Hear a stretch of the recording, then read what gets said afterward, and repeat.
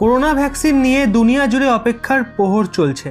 এর মাঝে corona vaccine নিয়ে বড় খবর সামনে এসছে। করোনা ভ্যাকসিনের জন্য দাঁতে দাঁত চেপে অপেক্ষা করা দুনিয়ার জন্য আমেরিকান মেডিসিন কোম্পানি ফাইজার বিশাল সুখবর দিয়েছে। আর সুখবরটাও এমন যা শোনার পর প্রত্যেকের মন আনন্দে মেতে উঠবে। কারণ যেই স্টেজে ভ্যাকসিন সাইড এফেক্টের জন্য বাতিল হয়ে যাচ্ছে, ওই ট্রায়ালে এই কোম্পানির করোনা ভ্যাকসিন দুর্দান্ত রেজাল্ট দিয়েছে। ফাইজার ভ্যাকসিন প্রমাণিত হলো সব থেকে কার্যকর। ওই ভ্যাকসিন 90%-এরও বেশি কার্যকর প্রমাণিত হয়েছে। এখন আশা করা হচ্ছে এই ভ্যাকসিন বছরের শেষে উপলব্ধ হবে। এটা প্রথম এমন একটা ভ্যাকসিন যেটার ডেটা ডিটেলসে সম্পূর্ণ প্রকাশ করা হয়েছে।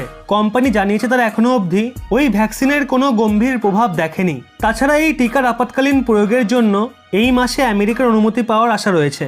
ফাইজারের অধ্যক্ষ এবং মুখ্য কার্যকরী আধিকারিক আলবার্ট ওলা বলেন, আজ বিজ্ঞান ও মানবতার জন্য এক মহান দান।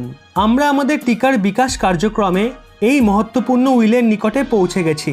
যখন দুনিয়া জুড়ে করোনা সংক্রমণ দ্রুত বাড়ছে, ফাইজার 16 থেকে 85 বছরের মানুষের জন্য ভ্যাকসিনের আপাতকালীন প্রয়োগের জন্য ব্যাপক হারে আমেরিকান প্রাথমিকরণের সন্ধান করছে। ভারতে কি আসবে ফাইজার ভ্যাকসিন? বর্তমান রেজাল্টের পর ফাইজার বলে, কোম্পানি এই বছর 50 মিলিয়ন ও 2021-এ 1.3 বিলিয়ন ভ্যাকসিনের উৎপাদন করবে। শুধু তাই নয়, এই বছরেই 20 মিলিয়ন মানুষকে ভ্যাকসিনেশন করার টার্গেট রয়েছে। কিন্তু ফাইজার এখনো অবধি ভারতে এই ভ্যাকসিন উপলব্ধ করার কথা ঘোষণা করেনি। ভারতীয়দের এই ভ্যাকসিনের জন্য একটু অপেক্ষা করতে হবে, কারণ ভ্যাকসিনের প্রথম ডোজ আমেরিকায় সবার আগে উপলব্ধ হবে। আমেরিকান সরকার ফাইজারের থেকে 100 মিলিয়ন ডোজের অ্যাডভান্স পারচেজ ডিল করে রেখেছে। এছাড়া কানাডা, জাপান ও ইউকেও অ্যাডভান্স অর্ডার দিয়ে রেখেছে, অর্থাৎ প্রথম সাপ্লাই রিজার্ভ রয়েছে। ফাইজার এই ভ্যাকসিনের জন্য জার্মান মেডিসিন কোম্পানি বায়োএনটেক ও চীনা কোম্পানি ফোসনের সঙ্গে ডিল করে রেখেছে।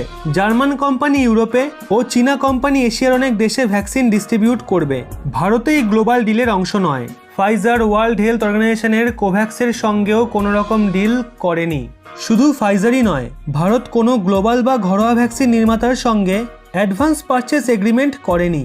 ভারতের জন্য এই ভ্যাকসিন একটু অসুবিধাজনক এই কারণেও, এটা একটা mRNA ভ্যাকসিন, আর এই ভ্যাকসিন স্টোর করার জন্য ভীষণই নিম্ন তাপমাত্রা, প্রায় -70 ডিগ্রি সেলসিয়াস তাপমাত্রার প্রয়োজন, নয়তো এই ভ্যাকসিন নষ্ট হয়ে যাবে।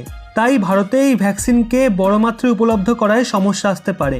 -70 ডিগ্রি সেলসিয়াস তাপমাত্রায় স্টোর করা আমেরিকার কাছে একটা বড় চ্যালেঞ্জ। আর ভারতের মতো উষ্ণ জলবায়ু দেশের কথা ছেড়েই দিন। এই জন্য রাষ্ট্রীয় টিকাকরণ কার্যক্রমে এমন ভ্যাকসিনকে সামিল করার চেষ্টা করা হবে যাকে সহজেই স্টোর করা যায়। ভারতে অক্সফোর্ড ও অ্যাস্ট্রাজেনেকার ভ্যাকসিনের ট্রায়াল করা কোম্পানি সিরাম ইনস্টিটিউট তৃতীয় ফেজের ট্রায়ালের চ্যালেঞ্জগুলো পার করে ফেলেছে। এনআই এর মতে সিরাম ইনস্টিটিউট অফ ইন্ডিয়া ও ICMR জানিয়েছে ভারতে কোভিশিল্ডেরও তৃতীয় ফেজের ট্রায়ালের এনরোলমেন্ট হয়ে গেছে। অক্সফোর্ড ও অ্যাস্ট্রাজেনেকার ভ্যাকসিনকে Serum Institute of India Covishield নামে বানাচ্ছে। ICMR এর তত্ত্বাবধানে ট্রায়াল চলছে। সিরাম ইনস্টিটিউট জানিয়েছে ভারতে কোভিশিল্ডের ট্রায়ালে এখনও অবধি সুরক্ষা সম্বন্ধিত কোনো সমস্যা আসেনি। ভারতে ফেজ 3 ট্রায়াল চলাকালীনই হাজারো মানুষকে কোভিশিল্ডের টিকা লাগানো হয়েছে। কোভিশিল্ড কত টাকায় সাধারণ মানুষ পাবে সেই নিয়ে সরকারের সাথে কোম্পানি আলোচনা চলছে। সাধারণ মানুষের মুখের দিকে তাকিয়ে এই ভ্যাকসিনের দাম কত করা উচিত বলে আপনার মনে হয় অবশ্যই নিচে কমেন্টে জানান।